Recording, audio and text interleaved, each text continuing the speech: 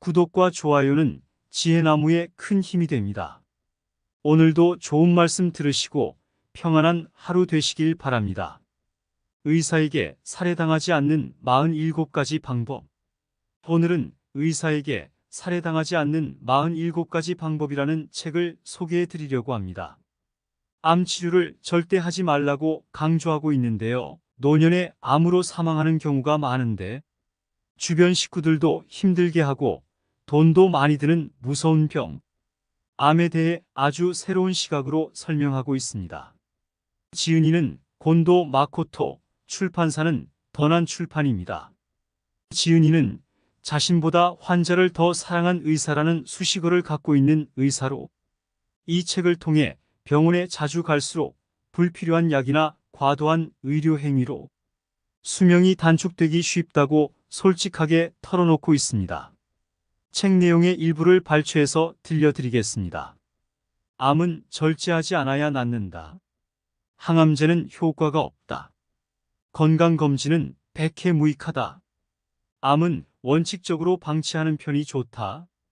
이 같은 위험한 고백으로 의학계에서는 눈밖에 났지만 환자 중심의 치료를 실현하기 위해 의료정보 공개에 적극적으로 앞장서고 항암제 독성과 확대 수술의 위험성 등 암 치료에 관한 정보를 일반인들도 알기 쉽게 설명해주고 있습니다. 환자들은 의료도 비즈니스이며 그것이 의사의 생계 수단임을 인식하지 못한다.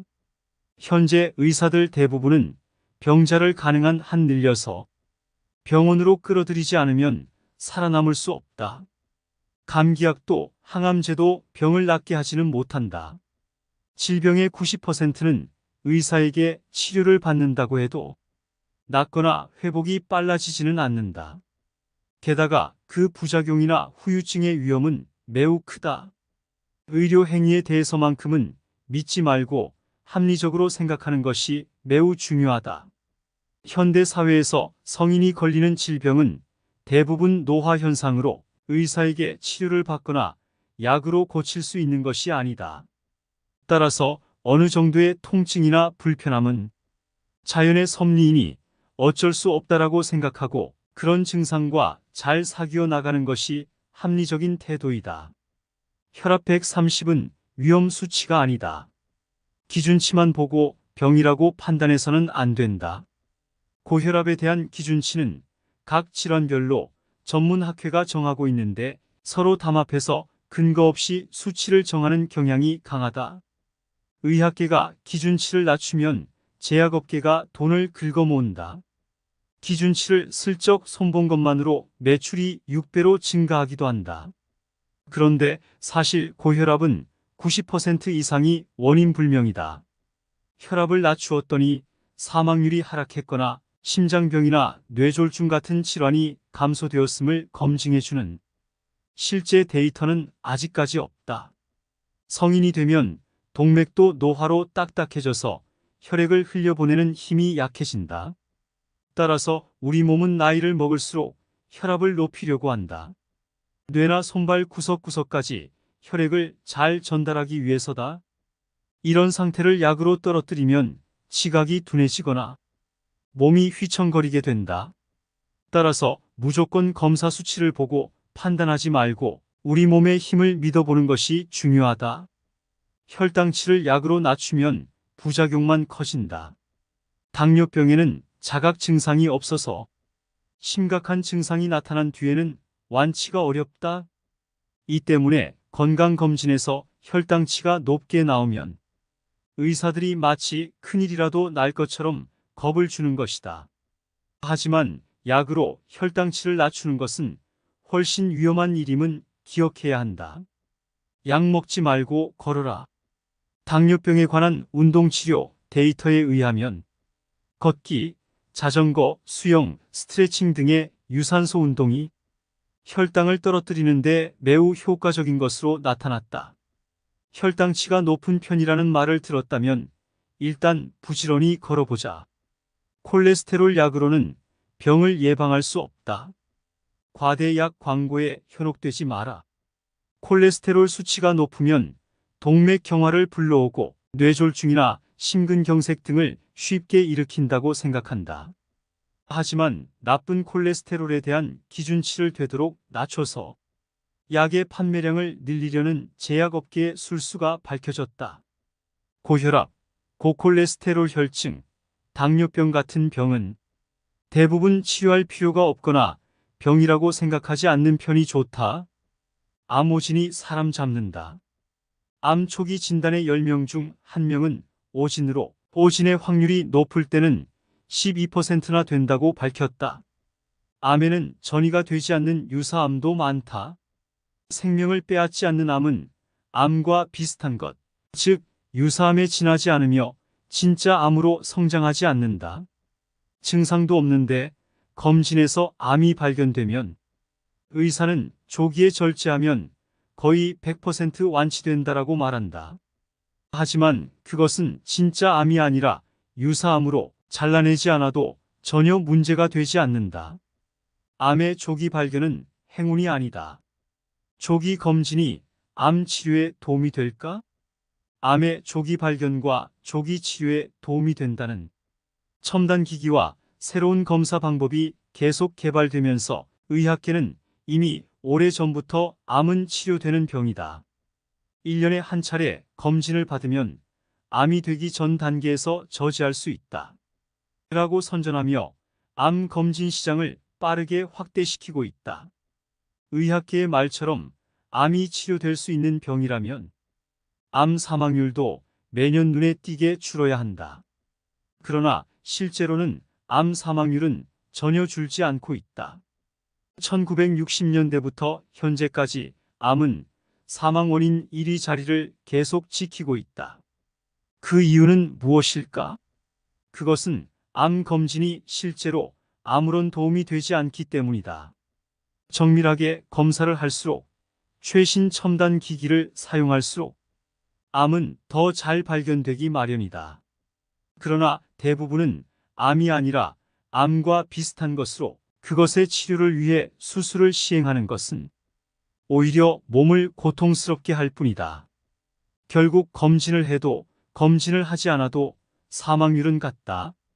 암은 건드리지 말고 방치하는 편이 낫다. 암과 싸울수록 고통에 시달리다 죽는다.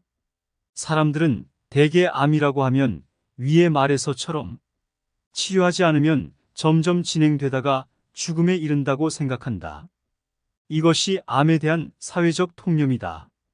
하지만 이런 생각을 누가 어떻게 확인이라도 한 것일까? 자르면 암이 날뛴다는 속설이 있을 정도로 체내에 메스가 들어가면 정상세포의 경계가 무너진 곳에 숨어있는 암세포가 끼어들어 쉽게 증식한다.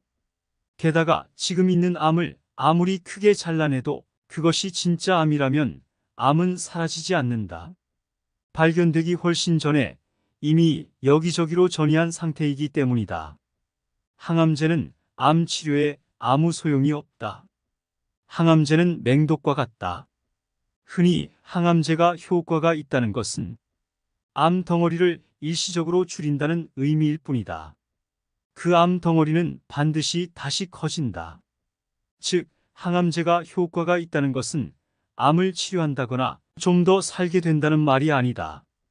암은 대부분 위암이나 폐암, 유방암처럼 덩어리로 이루어진 고형암으로 이런 암에는 항암제가 무의미하다. 즉, 항암제는 고통스러운 부작용과 수명을 단축시키는 효과밖에 없다는 말이다. 위암, 식도암, 간암, 자궁암 같은 암은 방치하면 통증 같은 증상으로 고통스러워하지 않아도 된다. 고통 속에 몸부림치면서 죽어가는 것은 불필요한 치료인데도 의사들은 새로운 환자나 가족에게 치료는 무서운 것임을 결코 알려주지 않는다. 대신에 의사들은 이렇게 말한다. 암은 무서운 병이기 때문에 즉각 치료해야 합니다. 암은 그냥 두면 순식간에 커져서 고통을 주고 목숨을 앗아가는 무서운 병이라는 오해는 이렇게 퍼져가는 것이다. 습관적으로 의사에게 약을 처방받지 마라. 항생제에 대한 세균의 내성이 강해지고 있다. 세균이 내성화되면 그때까지 효과가 있던 약이 더 이상 듣지 않기 때문에 간단히 치료할 수 있는 증상도 악화되고 생명까지 위험해진다. 3종류 이상의 약을 한꺼번에 먹지 마라. 가능한 한 모든 약의 사용을 중단하라. 약은 독이다. 모든 약에는 부작용이 있다. 약해는 부작용이 아니라 주작용이다. 실명, 목숨을 앗아가는 폐렴 등 심각한 약해가 일어나고 있는데도 이런 일이 어둠 속에 묻혀버리는 것은 의사나 제약회사가 병사라고 거짓 보고를 하거나 환자 측도 약의 부작용이라고는 생각하지 못하기 때문이다. 나는 흔히 약의 부작용이라고 부르는 것은 약해가 일어났을 때를 위한 구실일 뿐이라고 생각한다. 즉, 약의 작용은 전부 주작용이며 병을 치료하기는커녕 오히려 병을 가져오거나 악화시키고 최악의 경우 죽음에 이르게 하는 위험한 것이라고 생각한다. 감기에 걸렸을 때 항생제 먹지 마라. 감기약은 감기에 효과가 없다. 기침과 열을 약으로 억누르는 것은 감기와의 싸움에 찬물을 끼얹는 격이다. 감기에 걸리면 우리 몸은 기침이나 콧물로 바이러스나 그 사체를 몸 밖으로 몰아내고 체온을 높여 외부의 적과 맞서 싸우는 백혈구를 활발하게 활동하도록 해야 한다. 잘못된 건강상식에 속지 마라. 체중과 콜레스테롤을 함부로 줄이지 마라. 갑자기 살이 빠지면 암이 증식한다. 암은 치료해도 의미가 없다는 걸 알았으니 그 대신에 직접 식사요법을 찾아보고 열중하는 사람들이 있다. 식사요법은 대개 섭취 칼로리를 줄이고 육식을 하지 않거나 현미와 채소만 먹는 식이므로 단숨이 살이 빠진다. 그러나 암 환자가 그런 식으로 살이 빠지면 몸의 저항력이 떨어져서 암세포가 믿기지 않을 정도로 폭발적으로 증식해 결국 생명을 잃게 된다. 콜레스테롤은 세포막을 만들고 각종 호르몬의 재료가 되므로 생명 유지에 반드시 필요한 성분이다. 이 콜레스테롤이 감소하면 암뿐만 아니라 뇌출혈, 감염증, 우울증 등으로 사망할 수 있다. 또한 식사요법은 영양 균형이 쉽게 무너질 뿐만 아니라 먹고 싶은 것을 먹을 수 없고 먹어서는 안 되는 것을 먹거나 식욕이 충족되지 않은 데서 오는 스트레스와 죄책감이 쉽게 쌓인다. 식사요법 자체가 몸에 독이라고 해도 과언이 아닌 것이다. 영양제보다 매일 달걀과 우유를 먹어라. 달걀과 우유는 완벽한 천연 영양제이다. 달걀과 우유는 다른 식품에 비해 싼 편에 속하지만 20종류 이상의 아미노산을 전부 갖고 있는 영양이 풍부한 완전식품이다.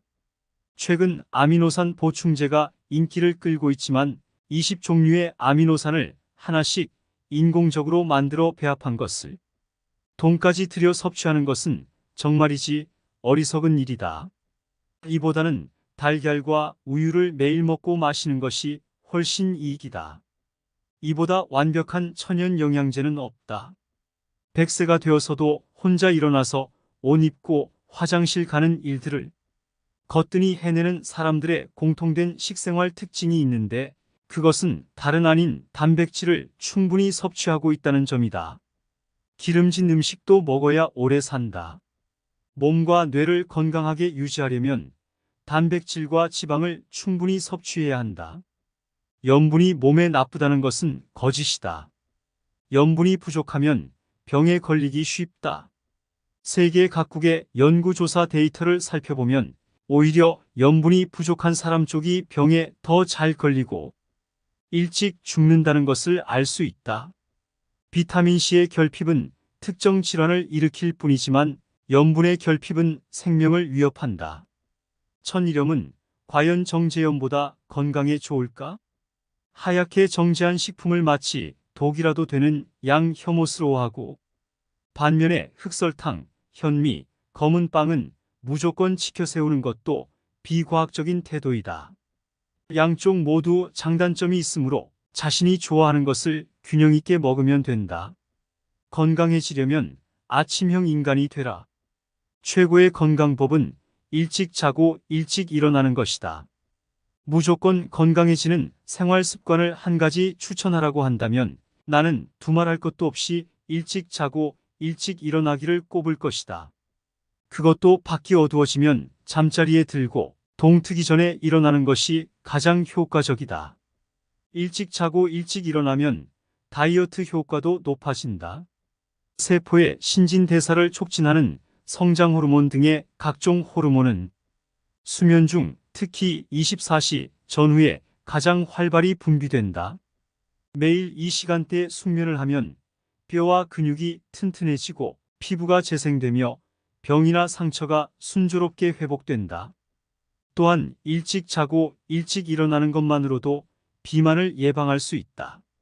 두 가지 자율신경 중 교감신경은 몸을 활발하게 움직이는 낮 시간에 작용하여 섭취한 영양분을 효율적으로 에너지로 바꾼다. 한편 밤이 되면 부교감신경이 우위가 되어 몸을 휴식 상태로 전환하고 영양분을 체내에 저장하도록 한다. 일찍 잠자리에 들면 밤에 먹지 않게 되므로 여분의 지방을 몸에 축적하지 않아도 된다는 장점이 있다. 큰 병원에서 환자는 피험자일 뿐이다. 환자 수가 많고 유명한 병원일수록 환자 개개인에 대해서 소홀한 경향이 있으며 모든 과정이 기계적으로 진행된다. 의사는 어떻게 선택해야 할까? 의사를 선택할 때는 다음과 같은 사항에 유의한다. 첫째, 도서관이나 인터넷을 통해 자기 나름대로 정보를 모은다. 둘째, 환자로서의 직감을 중요하게 여긴다. 셋째, 환자의 얼굴을 보지 않는 의사, 환자를 무시하는 의사는 선택하지 않는다. 넷째, 의사의 설명을 맹목적으로 받아들이지 않는다. 다섯째, 의사의 유도에 주의한다. 여섯째, 약의 부작용, 수술 후유증, 생존율에 대해 제대로 설명해 주는지 지켜본다. 일곱째, 질문을 귀찮아하는 의사는 제외시킨다. 여덟째, 5종류 이상의 약을 처방하는 의사는 각별히 주의한다. 아홉째, 주치의 외에 다른 의사의 진단이나 소견을 들어본다.